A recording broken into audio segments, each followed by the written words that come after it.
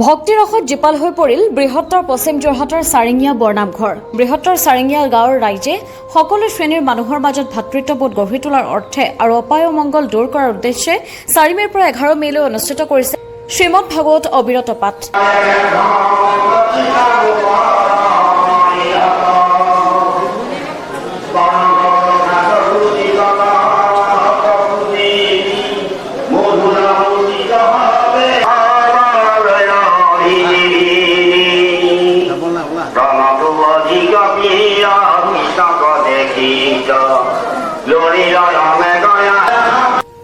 এশ 43 বছৰ পুৰণি চাৰিঙীয়া বৰনামঘৰত গাঁৱৰ ভকত বৈষ্ণৱ আইমাতৃ যুৱক যুৱতীসকলৰ সহযোগিতাত বৈকুণ্ঠপুৰীত পৰিণত হোৱা দেখিবলৈ পোৱা গৈছে।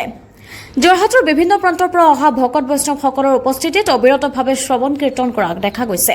গাঁৱৰ আইমাতৃ বোৱাৰী যুৱতীসকলো ব্যস্ত হৈ পৰিছে ভকত বৈষ্ণৱসকলক শুশ্ৰূষা কৰাত।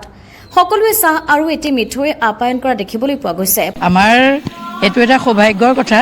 আমাৰ পুৰুষসকলে যেনেধৰণে আমাৰ পৰম্পৰাগতভাৱে এনেধৰণে 7 দিন 7 ৰাতি ভাগৱতকে ধৰি পেলাই অখণ্ড ভাগৱতকে ধৰি পেলাই বিভিন্ন উৎসৱবিলাক ইয়াত অনুষ্ঠিত কৰা হয়। তাৰ লগত আমাৰ পুৰুষৰ লগে লগে মহিলাসকলো সমানেই জড়িত আৰু আমি নিজকে সৌভাগ্যৱান বুলিয়েই ভাবোঁ, যিহেতুকে আমি আজি ভাগৱতৰ কাৰণে যিসকল আমাৰ বৈষ্ণৱ ভকতবৃন্দ আমাৰ ইয়ালৈ আহিছে, আমাৰ তেখেতসকলক আমাৰ মহিলাসকল জড়িত হৈ পেলাই আমাৰ প্ৰত্যেকগৰাকী মহিলাই প্ৰত্যেক ঘৰৰ মহিলাই প্ৰত্যেকগৰাকীয়ে 30টা মিঠৈ বনাই আনিছে, কোনোবাই মিঠাই আনিছে, কোনোবাই দৈ দিছে, কোনোবাই কোমল চাউল দিছে।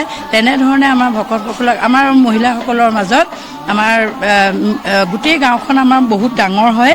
গতিকে সেই মহিলাসকলে এটা শৃংখলাবদ্ধভাৱে কাম কৰিবৰ কাৰণে গোটেই মহিলাসকলৰ মাজত প্ৰতিটো চুকৰে মানে ৰাতিপুৱাৰ পৰা 12 বজালৈ, আকৌ 12 বজাৰ পৰা তেনেকৈ 4 বজালৈ, আকৌ 4 বজাৰ পৰা তেনেকৈ 10 বজালৈ 14গৰাকীকে আমাৰ মহিলা আমাৰ নিৰ্বাচিত কৰি দিয়া হৈছে।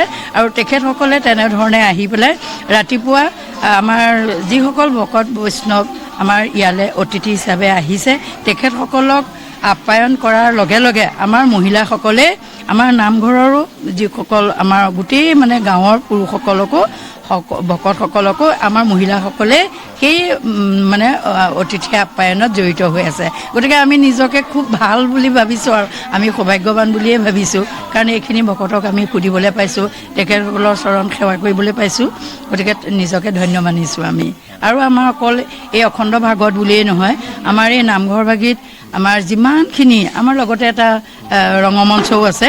গতিকে যিমান অনুষ্ঠান ইয়াত হয় আৰু যিমানবিলাক অনুষ্ঠান আছে তাত সকলোৱে মানে পুৰুষৰ লগত মহিলাসকলে সমানেই জড়িত হৈ পেলাই একগোট হৈ পেলাই একত্ৰিতভাৱে আমাৰ গাঁওখনৰ প্ৰতিটো ক্ষেত্ৰতে আগভাগ লৈ পেলাই সহায় কৰে। ভাল লাগিছে, কাৰণ আমাৰ এইখিনি আখৰা মানে কি হয়, আমাৰ এতিয়া জেঠ মাহৰ 1 তাৰিখৰ পৰা জেঠৰ 1 তাৰিখৰ পৰা আমাৰ আইসকলে নাম ল'ব আৰু মানে আই নাম ল'ব। গতিকে সেই আই নামত আমাৰ গোটেই গাঁৱৰ মানে আজিকালি আগৰ অলপ কম আছিলে, এতিয়া কিন্তু গোটেই নতুন বোৱাৰী জীয়াৰী সকলো আহে। আৰু আমাৰ প্ৰত্যেক দিনাখনে 100ৰ পৰা মানে কেতিয়াবা 150 মানে গোপিনী আমাৰ হয় নাম লওঁতে এমাহজোৰা।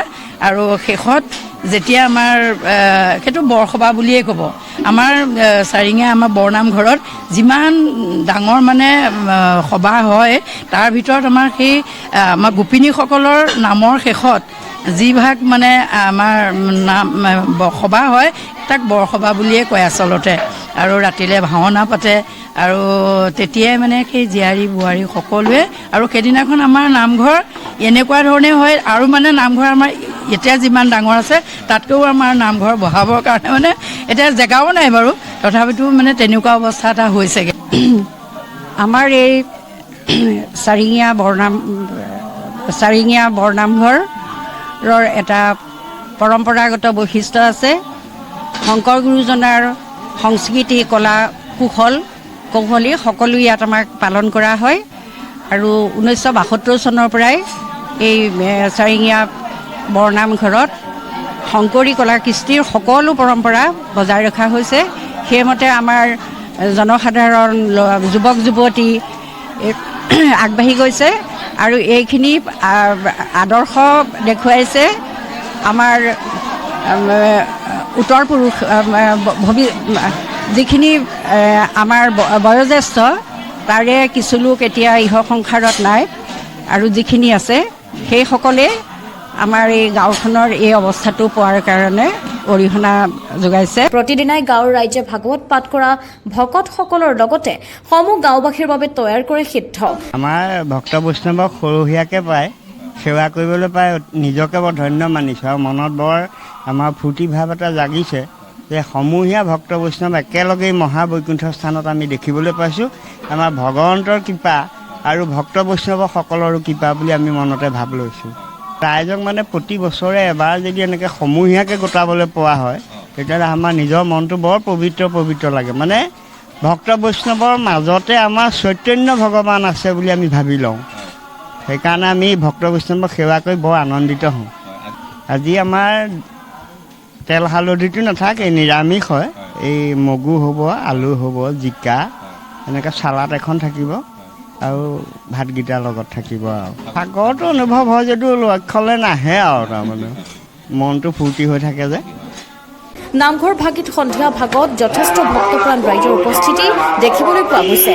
500ৰো অধিক লোক বসবাস কৰা চাৰিঙীয়া গাঁৱৰ ৰাইজৰ একতা মিলাপ্ৰীতি আধ্যাত্মিক চেতনাই সুকীয়া মাত্ৰা লাভ কৰিছে।